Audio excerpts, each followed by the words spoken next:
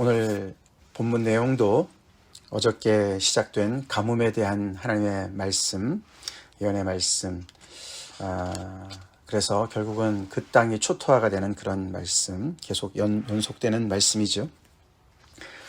어저께 그런 현실을 보면서 예레미야 선지자가 하나님을 위해서 하나님에게 우리의 백성의 죄악을 우리가 인정합니다. 그렇지만 우리를 구원해 주십시오. 우리의 소망 되시지 않습니까? 우리의 구원자 되시지 않습니까? 우리의 어떤 공로가 아니라 주의 이름을 위해서 일하여 주시옵소서 간절히 기도했지만 하나님께서 그런 간절한 기도에 노라고 응답을 하셨지 않습니까? 그들이 그의 길을 고치지 않고 계속 멈추지 않고 불순종하기 때문에 그들의 죄를 내가 기억하고 그들의 죄를 벌할 것이다. 금식해도 안 통할 것이고 번제와 수제를 드려도 안 통할 것이다. 가뭄은 시작일 뿐이고 칼과 기근과 전염병이 언약의 그 정말 저주의 삼총사가 그들을 멸할 것이다 라고 말씀을 하신 내용을 우리가 살펴봤는데, 오늘 예레미야가 13절에서 슬프도소이다 주 여호와여 보시옵소서 그렇게 또 하나님 앞에 기도합니다. 어떤 내용인가 봤더니 다른 말을 하는 사람들이 있습니다. 그렇죠? 선지자들이 있는데 그 선지자들은 이 백성들한테 다른 메시지를 전하고 있습니다. 저는 이런 하나님의 말씀을 받아서 이렇게 하나님 앞에 이런 정말 임박한 재앙 때문에 괴로워하고 하나님 앞에 기도하고 살려달라고 기도하는데 하나님이 계속해서 그 뜻을 굽히지 아니하시고 돌이키지 아니하시고 내가 너무나 돌이키게 지쳤기 때문에 내가 이렇게 정말 벌할 것이라고 말씀하시는데 그 메시지랑 정반대되는 이야기를 전하는 선지자들이 있습니다. 선지자들이 있습니다. 그렇게 얘기를 하죠. 그들의 메시지는 백성들한테 너희가 칼을 보지 않을 것이고 기근은 너희에게 이르지 않을 것이다. 그렇게 얘기하는 사람들이 있습니다. 그리고 하나님께서 이곳에 확실한 평강을 줄 것이다 라고 전하는 선지자들이 있습니다. 그렇게 이야기를 합니다. 예레미야가 처음으로 이 자기의 전하는 메시지와 반대되는 메시지를 전하는 선지자들을 언급하지요. 나중에 우리가 더 자세하게 나오는 때가 있습니다. 예를 들어서 28장 같은 데 보면은 이 선지자들 중에 대표격인 하나냐라는 사람이 나오죠. 하나냐. 그래서 정면으로 예레미야와 충돌하는 그런 이제 그 사건이 일어나지만 오늘은 이제 선지자들 그렇게 해서 복수로 이야기를 합니다. 칼, 기근 그런 거 절대 오지 않아. 하나님은 우리를 지키시고 여기에 확실한 평강을 주실 거야. 예레미야 말 듣지 마. 그런 말이죠. 그래서 그런 어떤 자기의 말이 틀리다고 얘기하는 것 때문에 슬프다고 얘기하는 건 아니죠. 그렇죠? 아마 이 뒤에도 보지만 예레미야는 그들의 말이 맞기를 원하는 거예요. 사실은. 내가 틀리고 저 사람들의 말이 맞기를 원한다. 그런 마음이 있는 거예요. 그렇지만 예레미야는 자기가 정말 이렇게 자기한테 하시는 하나님의 말씀이 너무나 확실하고 자기가 보는 이 눈의 현실을 보는 이 눈이 정말 하나님의 말씀과 하나님의 성품과 분명히 맞고 그렇기 때문에 정말 이렇게 목숨을 걸고 말씀을 전하는 거 아닙니까? 그런데 전혀 다른 이야기를 하면서 결국은 어떻게 되는 겁니까? 왜 슬픈 겁니까? 결국은 그 말에 현혹이 되어서 하나님 앞에 정말 두 손 두 발 다 들고 하나님 앞에 정말 죄를 뒤집어 쓰고 베옷을 입고 회개를 해도 하나님께서 돌이키실까 말까 하는 상황인데 이런 거짓된 메시지를 듣고서 전혀 돌이킬 생각을 안 하고 계속해서 평강하다 하나님께서 우리에게 확실한 평강을 주실 거다, 그런 재난 절대로 오지 않는다, 그 말만 믿고서 예레미야의 말을 전혀 무시하는 그런 현실 때문에, 그래서 결국은 이 멸망을 자초하는 그런 백성의 그 모습 때문에 슬퍼하는 줄로 믿습니다. 그런 상황인 거예요. 하나님께서 분명히 말씀해 주시죠. 14절에 이렇게 하는 말들이 있습니다. 그랬더니 하나님께서 그들은 거짓 예언을 하는 것이다. 하나님께서 예레미야의 손을 들어주시죠. 내가 보내지 않았다. 그들은 내가 명령하지도 않았다. 내가 그들에게 이른 말이 없다. 그런데도 그들은 내가 그렇게 얘기했다고 그렇게 거짓으로 예언한다. 그렇게 말씀을 하세요. 그러면서 그들은 결국은 거짓 계시와 점술과 헛된 것과 자기 마음의 거짓으로 마치 내가 얘기한 것처럼 그렇게 예언을 하고 있다라고 말씀을 하세요. 내 것이 아니라 자기의 것들로 예언하고 있다. 정말 참 생각해 볼수록, 곰곰이 생각해 볼수록 참 두렵고 무서운 얘기 아닙니까? 그렇죠? 자, 그렇게 했기 때문에 하나님께서 심판을 얘기하시죠. 그렇게 거짓으로 예언하는 그들에게 대해서 내가 칼과 기근에 그들이 멸망하게 할 것이고, 그뿐만 아니죠. 그들의 예언을 받고서 그것을 믿고서 그들의 메시지를 따라서 칼과 기근이 안 올 거라고 생각하는 그 백성들이 똑같이 그들이 멸망할 것이다. 그들이 예루살렘 거리에 던짐을 당할 것이고 그들을 장사할 자가 없을 것이다. 장례를 치러줄 자가 없을 것이다. 그렇게 말씀을 하십니다. 선지자들, 거짓 선지자들의 책임만 묻지 않으세요. 그렇죠? 무서운 건 그겁니다. 그렇죠? 그 메시지를 그냥 그대로 고지고대로 믿고서 하나님의 이런 경고의 말씀을 외면하는 백성들한테 똑같이 칼과 기근이 임하도록 하실 거라고 말씀을 하십니다. 책임은 거짓 선지자들에게만 있는 것이 아니었어요. 결국은 이 백성들이 왜 예레미야의 메시지는 귀를 기울이지 않고 거짓 선지자들의 예언에만 귀를 기울였을까요? 결국은 자기가 듣고 싶은 말만 듣는 거죠. 그렇죠? 그게 문제인 거예요. 그들의 잘못이었습니다. 우리도 비슷하지 않습니까? 그렇죠? 우리가 이런 말씀을 보면은 참 하나님 앞에 깨어 있다는 게 어떤 건가 우리가 다시 한번 생각해 보게 됩니다. 그렇죠? 여기 선지자들이요, 이렇게 거짓 예언을 하게 된 것이 정말 어떻게 이렇게 될 수 있을까? 그들이 알면서도 거짓을 했을까? 그렇지 않았을 거예요. 그들은요, 이 예레미야만큼이나 확신을 가지고 얘기했을 겁니다. 우리가 전에도 살펴봤지만 결국 이 사람들의 문제는 뭐였냐면은 간단히 말씀을 표현한다면은 그들의 신학이 하나님과의 그런 매일 친밀한 교제인 신앙을 능가했어요. 그러니까 하나님과의 개인적인 그런 친밀한 그 관계성이 신앙이라고 표현할 때 그런 어떤 하나님과의 그런 친밀한 교제, 살아있는 생생한 교제보다는 어떤 신학이라는 틀을 잡은 것이죠. 그죠? 신학의 틀. 어떤 신학이 있었습니까, 애들한테?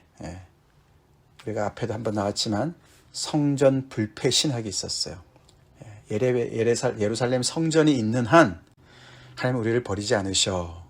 그런 그 신학이 있었는데 그 신학이 사실은 비뚤어진 신학이기 때문에 참된 신학이 아니죠. 그래서 그거는 그들의 신념이었고 그들의 이데올로기였어요. 이념이었어요. 그래서 그들은 쉽게 말하면 하나님과의 생생한 교제를 붙잡기보다는 그들은 자기들의 확신과 신념을 붙잡았다는 것이죠. 성전 불패 신학을 붙잡았다는 것이죠. 그래서 거기서 정말 그들은 목숨 걸고 그거를 사수해요. 정말 그들은 믿었어요. 확신이 있었어요. 절대로 하나님께서 우리를 이렇게 멸하지 않을 거고 칼과 기근 멸하지 않을 거고 확실한 평강을 주실 거다라고 확실히 믿었어요. 그게 무섭습니다. 그래서 지금 우리가 믿고 있는 것은 뭔가 생각해 봐야 돼요. 실체가 뭔가. 나는 확신을 붙잡고 있는 것인가? 나는 살아계신 하나님을 붙잡고 있는 것인가? 그걸 잘 생각해 봐야 되겠습니다. 살아계신 하나님을 내가 신앙하고 있는 것인가? 여기 맨 끝에, 그죠? 오늘 본문 말씀 맨 끝에 주를 앙망한다. 그게 바른 자세인 줄로 믿습니다. 살아계신 하나님을 바라보는 것이죠. 그래서 이 사람들의 신학의 문제는 뭐였습니까? 자기들의 신학 속에 하나님을 가뒀어요. 그렇죠? 자기 신념 속에 하나님을 가뒀어요. 그러니까 뭐죠?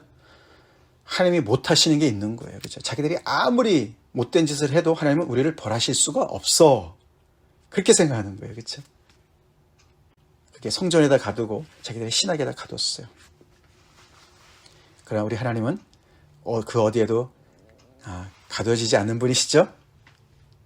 절대 자유를 가지시고 절대 주권을 가지시고 당신의 뜻대로 행하시는 분이시죠.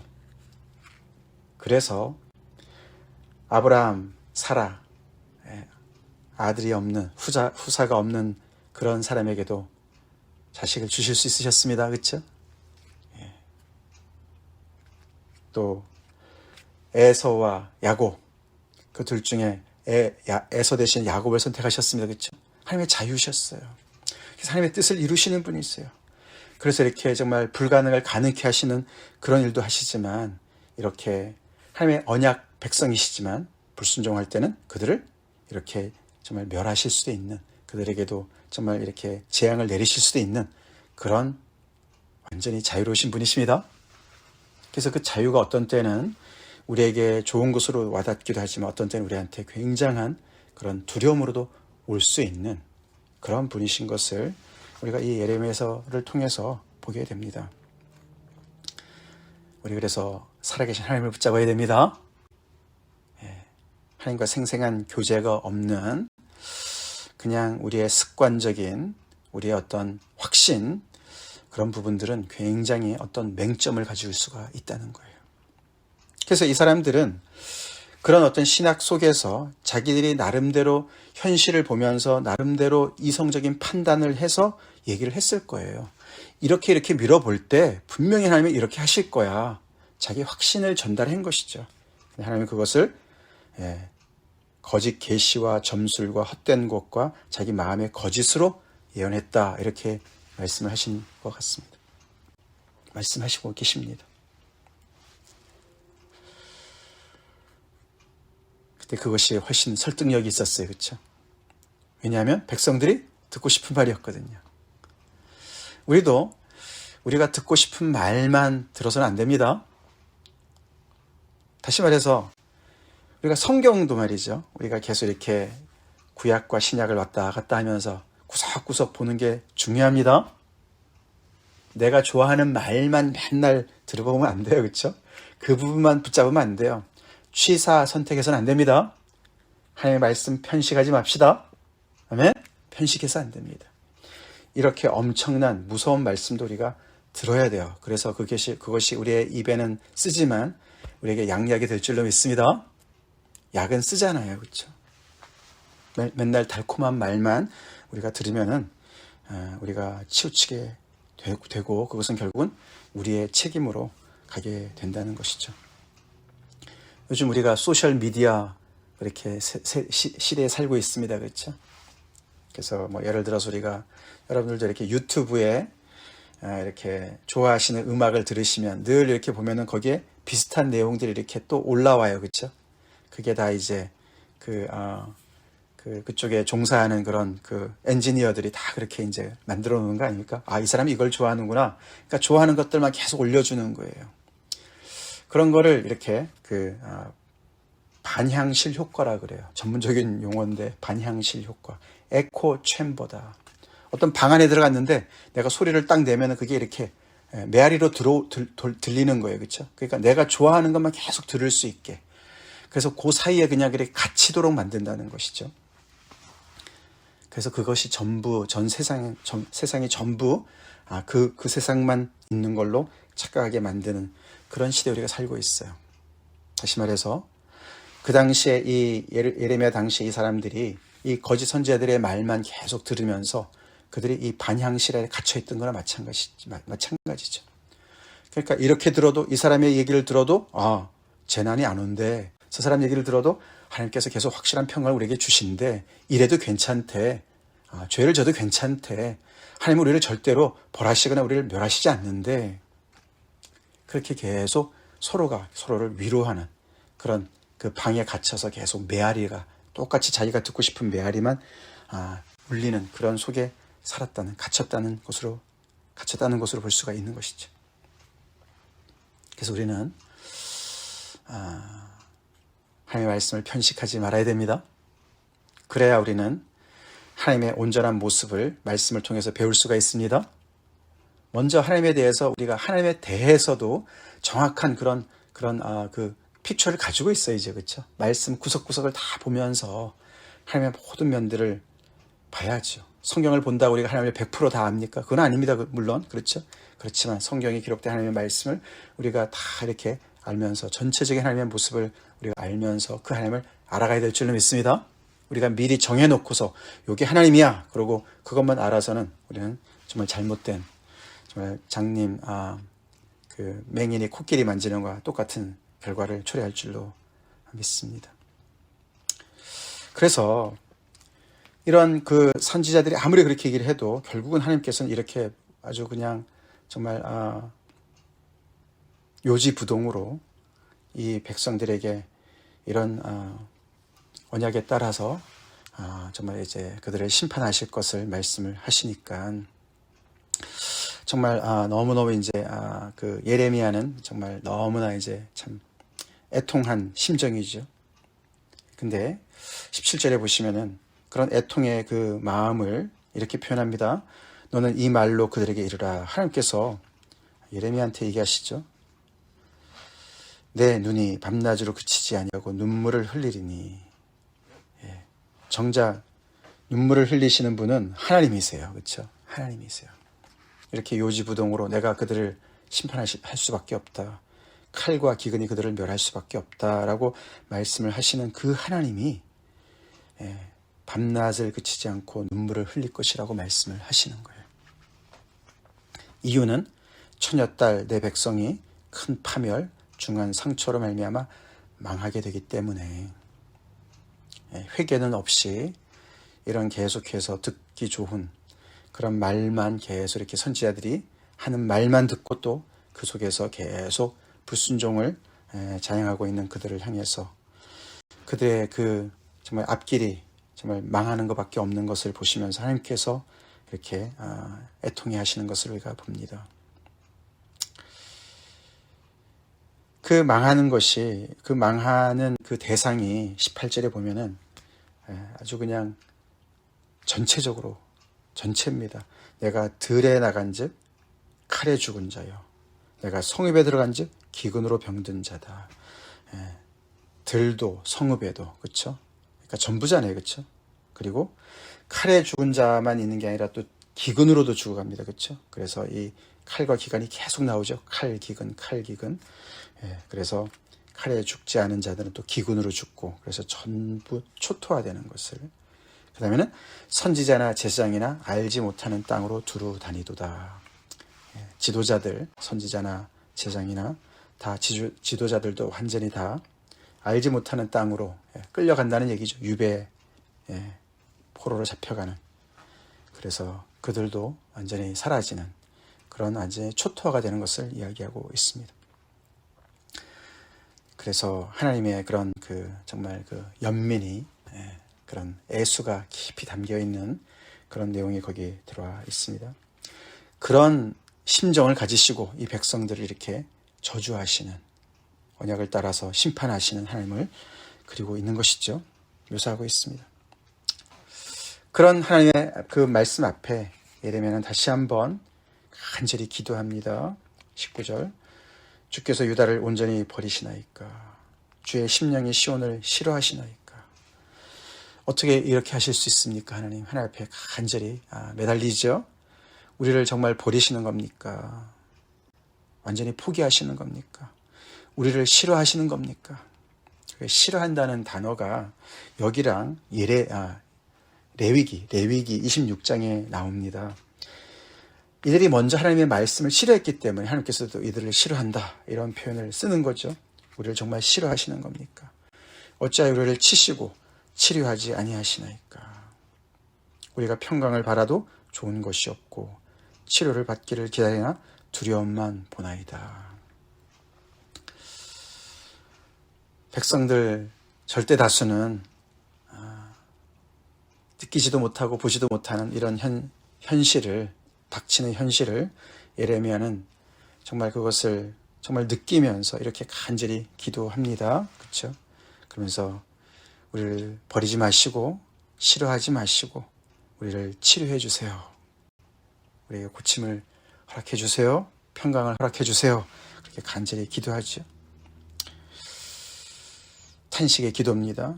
그러면서 여호와여, 우리의 악과 우리 조상의 죄악을 인정합니다. 우리가 주께 범죄했습니다. 대신 자백합니다. 그러면서 주의 이름을 위하여, 또다시 나오죠. 주의 이름을 위하여 주의 영광의 보좌를 욕되게 하지 마시고 주께서 우리와 세우신 언약을 기억하시면서, 그렇게 세 가지, 주의 이름, 주의 영광의 보좌, 우리와 세우신 언약, 그것을 생각하시며 그것을 봐서라도 하나님의 영예를 위해서, 명예를 위해서, 우리 때문이 아니라, 우리는 행한 것은 죄악밖에 없는데 하나님 영광을 위해서 하나님 우리를 불쌍히 여겨주세요. 미워하지 마시고 욕되게 하지 마시고 우리를 기억하여 주시고 구원해 주세요. 그렇게 간절히 기도합니다. 그리고 맨 마지막에 22절에 이방인의 우상 가운데 능히 비를 내리게 할 자가 있겠습니까? 하나님, 이 백성들이 무지해서 그렇습니다. 비를 내리시는 분은 오직 하나님이십니다. 주밖에는 하실 수 없으십니다. 우리가 다 주를 앙망하겠사오니, 이제는 두 손 두 발 다 들고 하나님만 바라보겠사오니 하나님께서 우리를 용서하시고 이 땅을 고쳐주세요. 이 모든 것을 만드신 분은 하나님이십니다. 그러면서 혼자라도 하나님께 영광을 돌리며 하나님을 앙망하며 하나님을 인정하며 그렇게 회개의 기도를 합니다. 고쳐달라고, 살려달라고 기도합니다. 근데 하나님은 어저께는 응답을 노라고 하셨는데 오늘 여기서는 응답이 없이 끝납니다. 그렇죠? 그리고 이제 15장으로 넘어가요. 사실 15장 앞부분이 거기에 대한 응답이긴 합니다만 오늘 그렇게 오늘 본문이 끝납니다. 하나님은 완전히 이제 마음을 정하셨습니다. 이제는 바로 정말 그 재앙에 마치 이브, 그러니까 우리 크리스마스 이브 이런 말 하잖아요. 그렇죠? 바로 전날 밤인 거예요. 지금 전야인 거예요. 전야.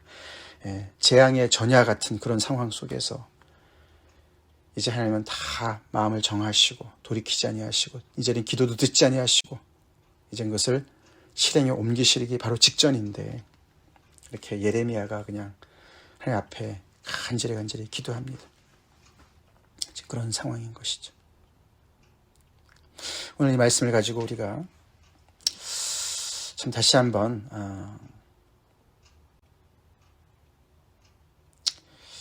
하나님 앞에서 내가 어떤 자세로 신앙생활을 하고 있는지 돌아봅시다.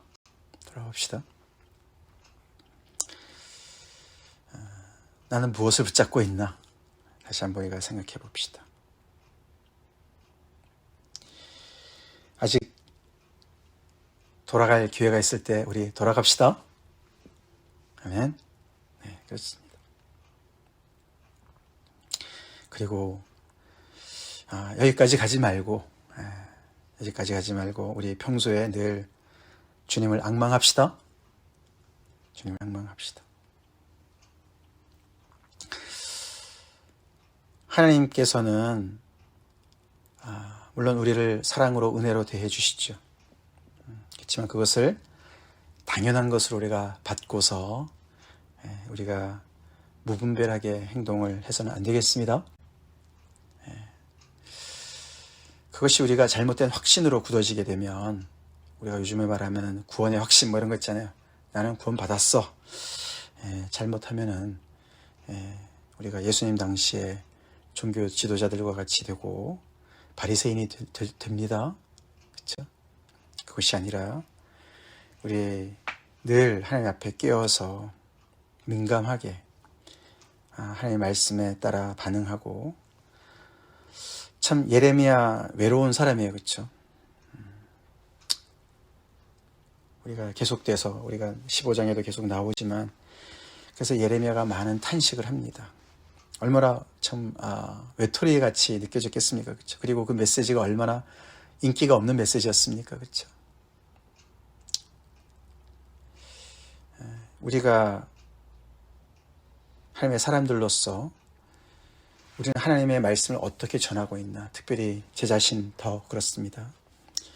우리의 생각을 가지고 하나님의 말씀인 양 우리가 전할 때 굉장한 위험이 있음을 우리가 알아야 되겠습니다.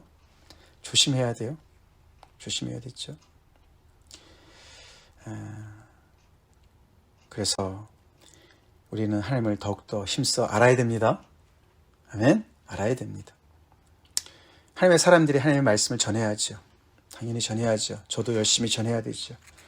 그것이 우리가 편식을 하면서 내 나름대로 내가 가지고 있는 그 한 부분만을 붙잡고서 그것이 하나님의 전부인 양 우리가 착각해서 전할 수가 있다는 사실을 우리가 또 알면서 겸손해야 됩니다. 겸손해야 돼요. 그렇죠.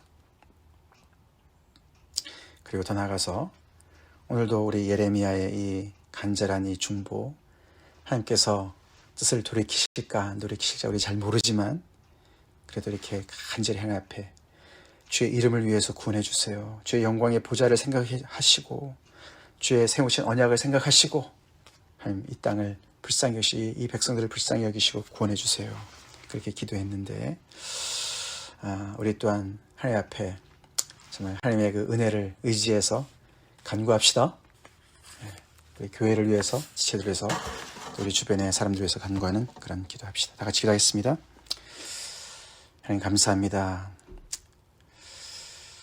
하나님 다시 한번 주님 앞에 오늘 말씀을 통해서 저희들이 깨어있게 간절히 기도합니다. 하나님 말씀을 우리가 편식하지 않게 도와주시옵소서.